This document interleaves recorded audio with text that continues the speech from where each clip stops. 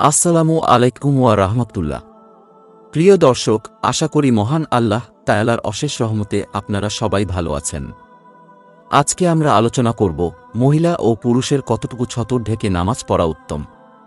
তাই ভিডিওটি না টেনে সম্পূর্ণ দেখার অনুরোধ রইল। নারী পুরুষের জন্য ছতর একটি গুরুত্বপূর্ণ বিষয়। পুরুষের জন্য ছতর বা ঢেকে রাখতে হয় এমন অংশ হল নাভি থেকে হাঁটু পর্যন্ত, অর্থাৎ এতটুকু স্থান অন্য ব্যক্তিদের সামনে ঢেকে রাখা ফরজ।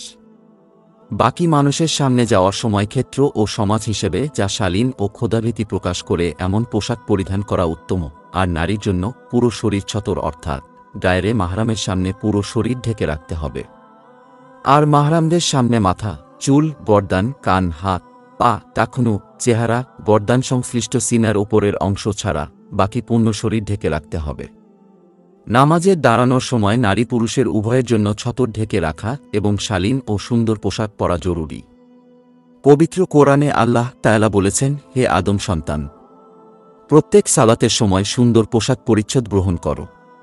সূরা আরাফ, আয়াত ৩১। নারীদের যেহেতু পুরো শরীর ছতর, তাই নামাজে তাদের পুরো শরীর ঢেকে রাখতে হবে, অন্যথায় নামাজ হবে না।